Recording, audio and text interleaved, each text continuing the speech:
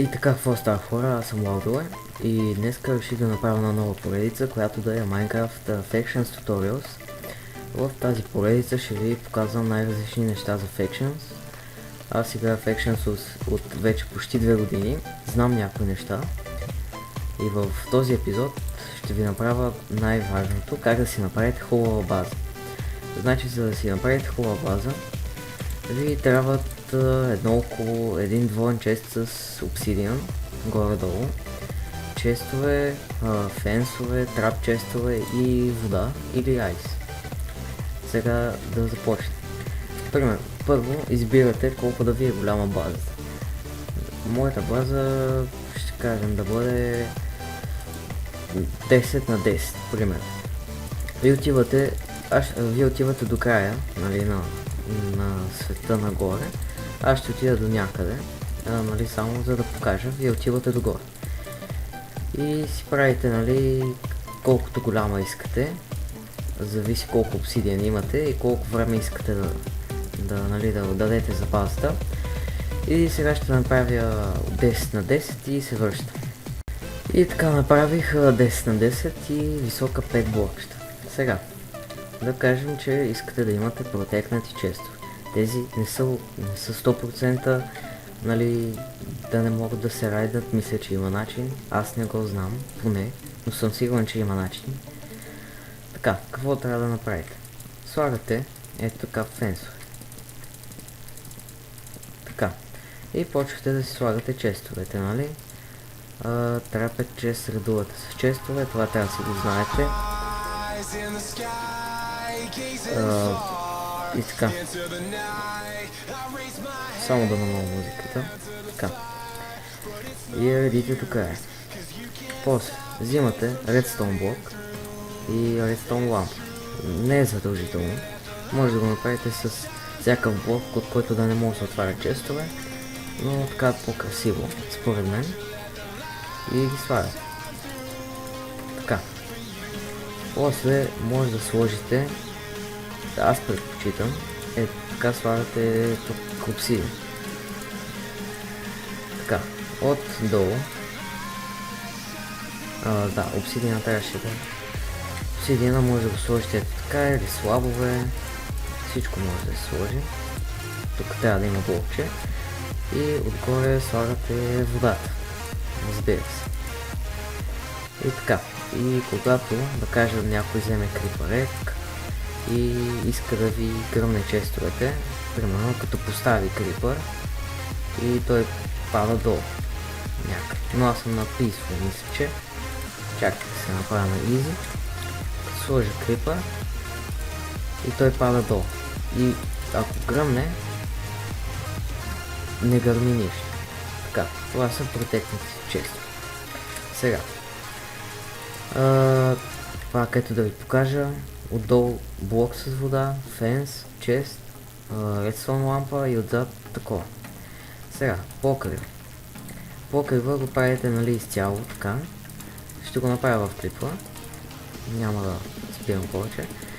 Правите си това просто, нали, малка базичка. Вие може да направите 50 пъти по-голяма, ако искате и 100 пъти по-голяма от тази. Но трябва да направите най-високо нагоре, във въздух, защото да е по-сигурно и трудно да може да, ако случайно ви стакнат санд, да се стаква доста по-трудно. Така, стигаме до тук. И започвате да редите ето така блокчета. Ако искате, нали, може това да не е обсидиан отгоре, но за предпочитане е да е обсидиан. И го редите така. Шахмат, направо да си го кажа, шахмат. Ето така. За да не мога да ви стакват санд на базата, защото иначе лесно се райда. Така. Почти свършихме. Не е, да кажа, не е unraidable base. Но сега казвам, всяка база може да се райдне. Така че, но е една сигурна база, която ще издържи доста време.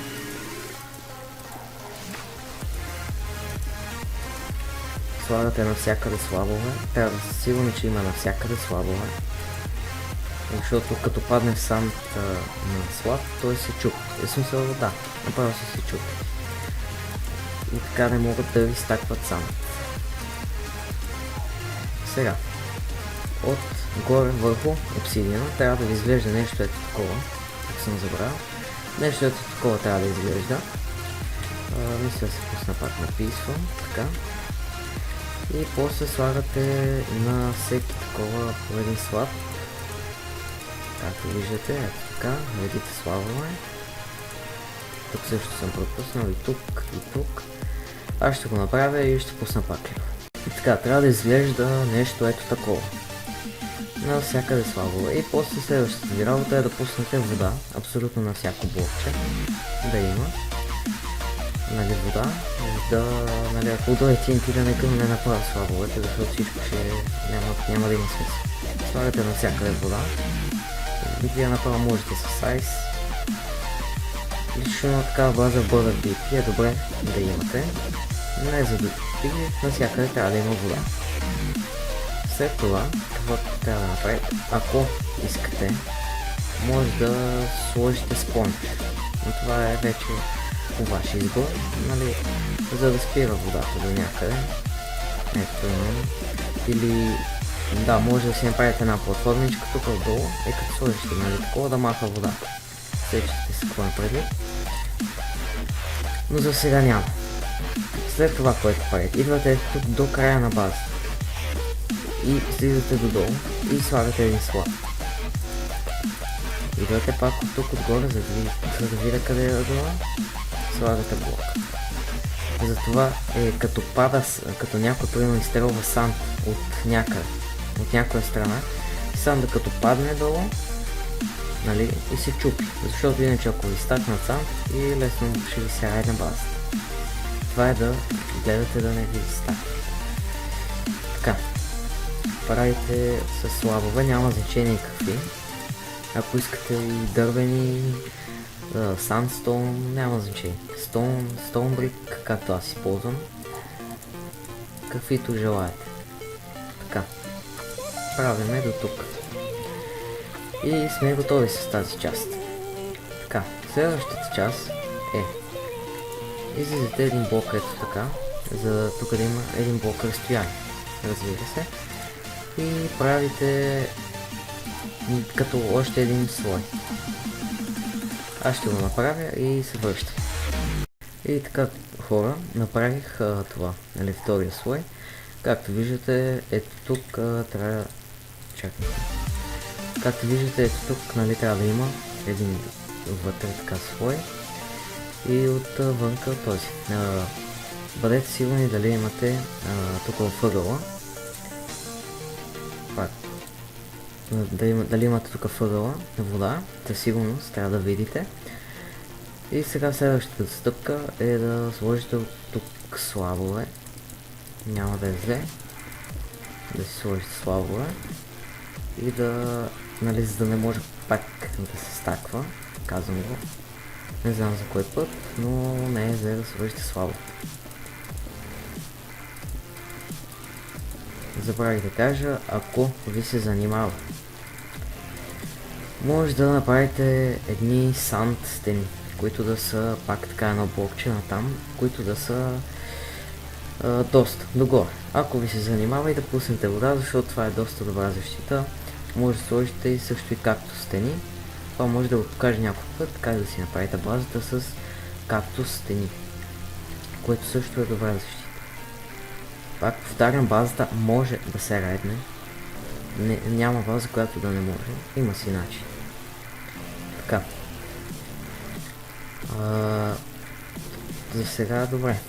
Както виждате, навсякъде има всичко. Сега. Пак като на първия слой идвате тук, слагате слабове. Най-важно. След малко ще ви покажа и как да я защитите. Което сега най-важно. С Factions, нали, ще трябва да гледате да не си изгубвате power, защото някой може да ви клане. И ако нямате много хора в Faction и нямате много power, няма смисъл да кланвате около базата. Може да направите един-два клани. Но ако имате повече хора нали, съответно по-голяма база, може да направите доста повече кланове. Така. Свършихме и тази работа. Както виждате, всичко е в слабо. Сега, следващата защита, която може да направите от Cobblestone, примерно. Аз предпочитам да направя от Cobblestone. Нещо има лак спайкове, не знам защо. Добре се тая. Ще се оправят.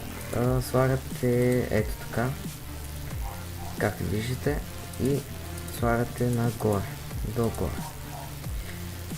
Това за някои кенани е добре да го имате. Сега ще го направя на камера, нали, няма да спирам клипа. Ето така правите колони. Както виждате. Да, всъщност ще паузирам и като ги направя от всички страни, през едно блокче от края на това и ще пусна пак клипа. И така хора, готов съм с тези стени. Сега следващото нещо, което трябва да направите е, разбира се, да сложите слабове отгоре. Надявам се да ви хареса туториала, все пак това ми е първият туториал.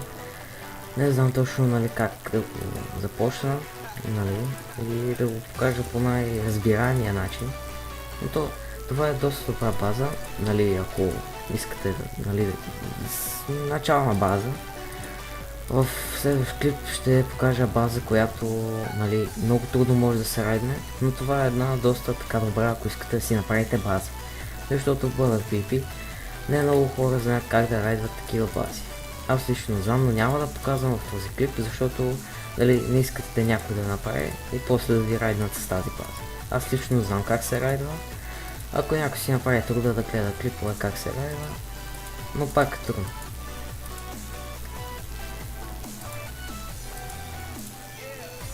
И пускате вода отгоре. Така. Това мисля, че е горе-долу от базата. Сега, започваме от вътре, мисля, че от начало ще започна. Така. Значи, вътре си знаете честовете, така. Но тук може да направите, разбира се, колкото голяма искате, пак казвам. Вода, фенс, чест, такова. Излиза. Това ви е първия слой. След това скипвате едно блокче, тук трябва да има задължително вътре вода.